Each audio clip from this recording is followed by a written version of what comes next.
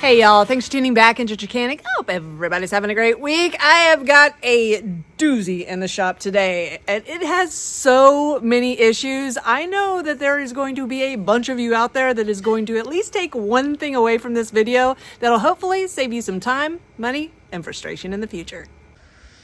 Alright y'all, okay. This is how it came in. We had to go pick it up, but this is literally how it came in. And this is my buddy's, so y'all be nice, okay? It came in pieces. He started disassembling it. I don't know if he was going to work on it himself, but just to make it easier to work on. Anyways, if you ever go and you're going to take your stuff in, do not disassemble it first. Most mechanics will charge you extra just because. Now, looking at this thing, the chute or mulch cover here, when it goes back on, it does have a safety switch here, and I want to show you this. This is a huge issue with these 30-inch rear engine riders. Now these things, this is a Murray brand. They also have Troy-Bilt brand. They have Craftsman. They're all made by the same people, and they have a lot of steering issues. These used to be like $700, $800, $900. Now they're $2,000.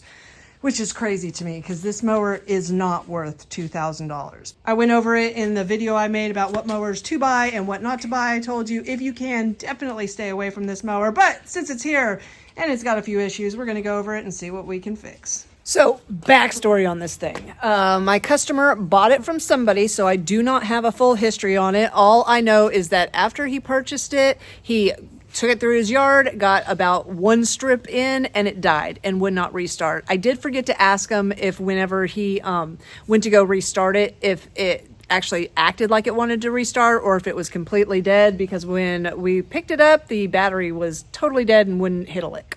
Now, because I know that this safety switch on the deck is such an issue with these, it could have definitely been his problem whenever it just died while it was mowing. So I'm going to go ahead and put the mulch cover back on and make sure that switch is working. Because although the battery's completely dead, I can jump this thing and see if she starts up. After looking at the mulch cover, check this out. So where it goes onto that left side and presses against that safety switch here, it has broken out. I'm gonna have to get my plastic welder out and fix that. But that's what we see all the time. Once this part wears out, and that's just from vibration. It's not from, you know, them taking it on and off over and over again. Usually nobody messes with their mulch cover once it's on there. It just wears out and then it slightly comes away from that safety switch and it dies, and then you have no power going to your engine. All right, we want to see if she's going to start. Put her on engine start here. I used my Gulu, but I know I'm going to have to charge this battery, so I got her hooked up to my charger. I've got the brake engaged, and the mulch cover is on with it compressing that safety switch. So I should be good to go.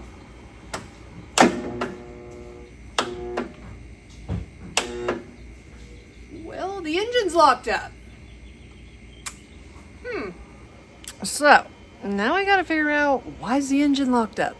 First guess, I'm gonna say maybe the cylinder's flooded. A lot of times on these Briggs, the needle gets stuck open and it'll let fuel just flood in through the intake into the cylinder, and then that will hydrolock it.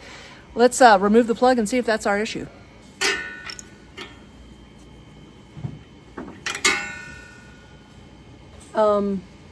Well, okay. Well, I assumed that it had the right plug in it, which is an RC12YC, since it's an overhead valve Briggs. It does not. It has a Honda plug, a BPR4ES. So, I don't know.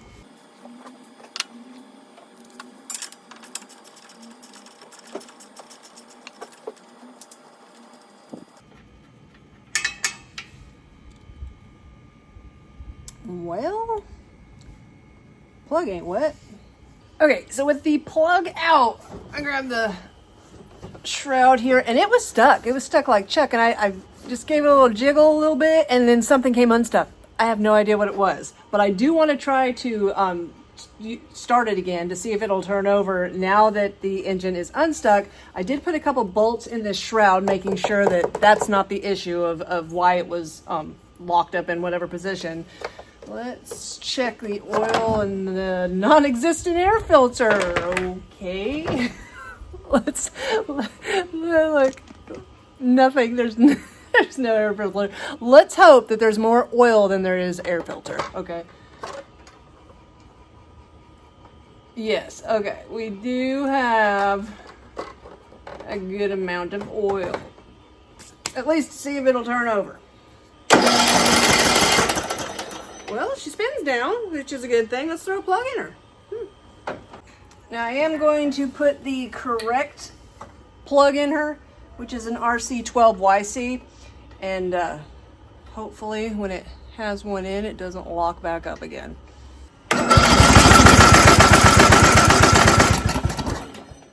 Well, she's got potential, but she ain't popping off. We are going to give her a little spray right into the intake, give her another spin, and see if she'll start and die at least.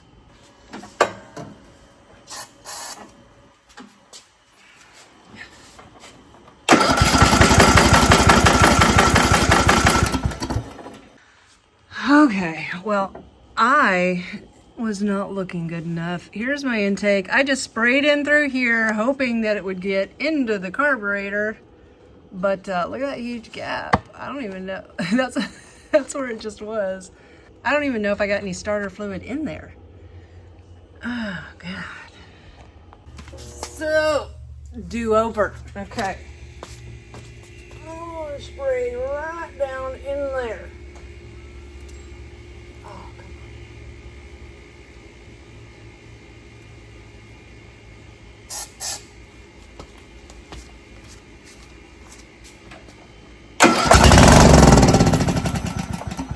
Well, that's what we thought. Now we know it's got potential. It ain't getting no gas. Okay, so next thing we want to check is the fuel. And just from what he explained to me, that he bought it, it was running, got it home, got one strip in the yard and it died. He didn't tell me if he put his own gas in it. So that I've heard that thousands of times from customers that happened to them. They, the mower's working fine. It runs one strip after they've put their own fuel in it that they thought was good, but ends up has water in it. I don't know, but we're going to find out. Alright, now I could do this a couple ways. I could drain a little bit out the fuel line, but since I have my handy dandy sucker fuel extractor device, I'm going to go ahead and use it and pour some into a jug. See if we got water. Make sure to get all the way down to the bottom when you're doing this because water is heavier than gasoline. And also, if you want to get your own fuel extractor, I will leave links to them in the description box below. This is a very shallow tank though.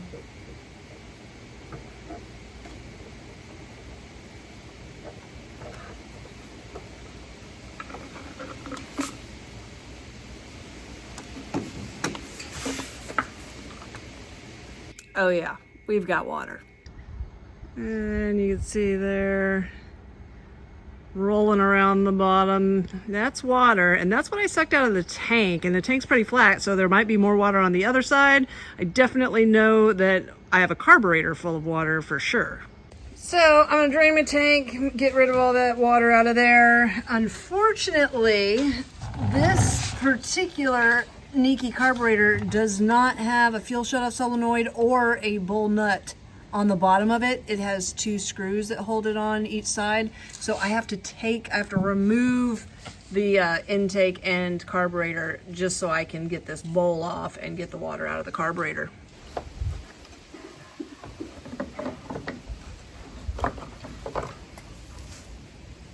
Now I gotta open it up to see if there's any water down in the bowl. I just poured a little bit out. This stuff is rank.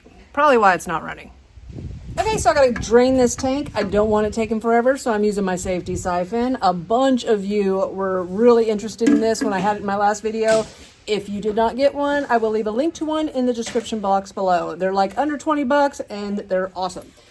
Pretty much on this one, I'm getting rid of this gas because it's old, so it doesn't matter if I get down all the way to the bottom or not. And you just stick it inside. You just give it a little shake.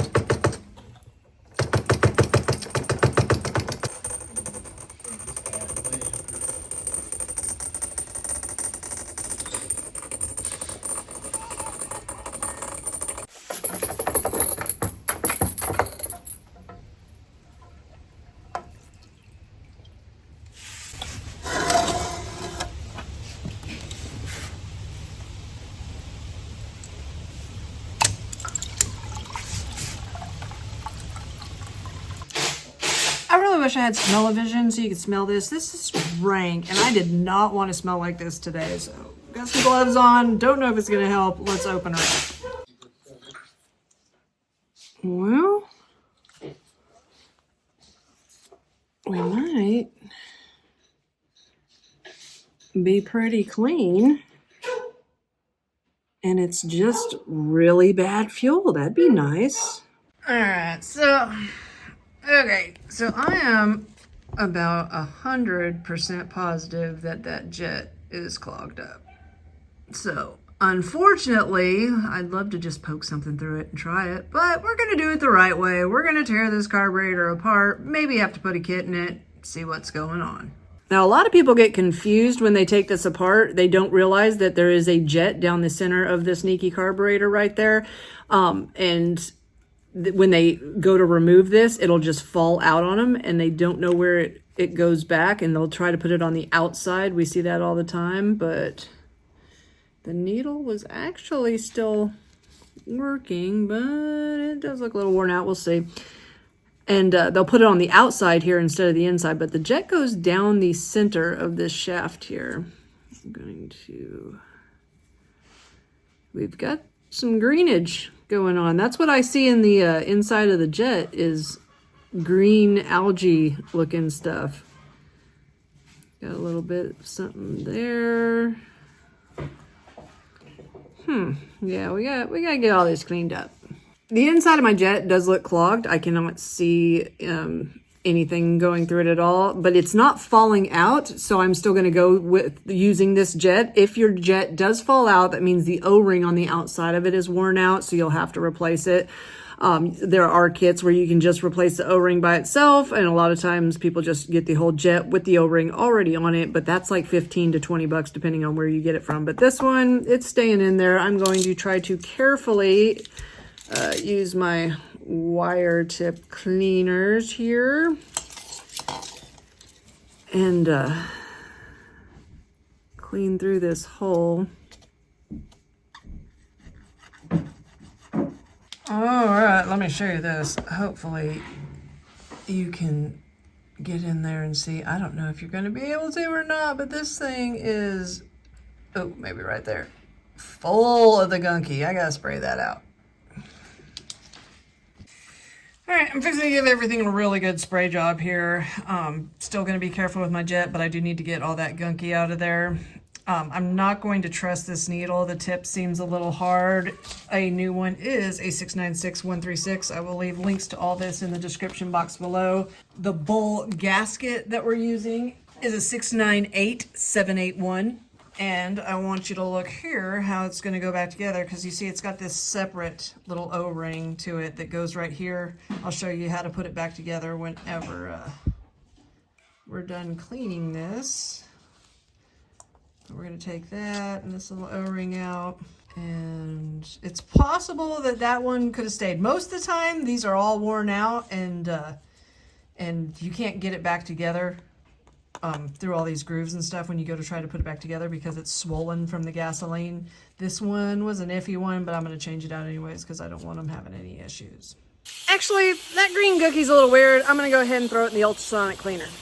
That's the same ultrasonic cleaner I made a video on like a year or two ago. We use it pretty much every single day. It's made by Vivor. I'll leave a link to one in the description box below. It works great. Okay, she's done soaking now. Let me show you how to put her back together. Now, the separate little O-ring here, even though it fits down in here, you don't want to squish it down in here and then put your plastic base back in, because it always wraps up in itself and gets lodged down in the wrong area. So you want to put it over this plastic part that's sticking up right here. Oh, I can't do that with a glove on. Just like that. And this little O-ring is one of the most common things to go out in these carburetors if you have a flooding issue, either the needle tip or this O-ring right here. Then this, get everything to sort of sit down in its grooves there, just like that. And our jet is still inside, so we don't need to reinstall that. Everything looks good. Carefully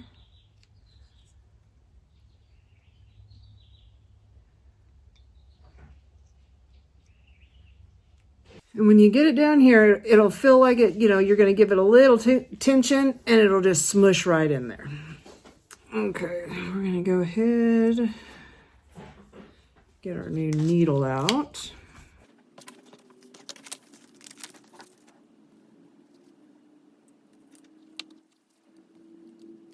Now, carburetors work like a toilet, so as the fuel fills up in the bowl, it shuts your needle off. So when the needle's shut off, give it our own little vacuum test there, and it's not gonna let any gas through. So everything looks good. We can put our bowl back on. All right, guys, it is a new day. I look a little different. Had some stuff to do yesterday afternoon, but I did finish putting the carburetor back together. I just gotta install it on this mower, and hopefully it runs good and doesn't surge.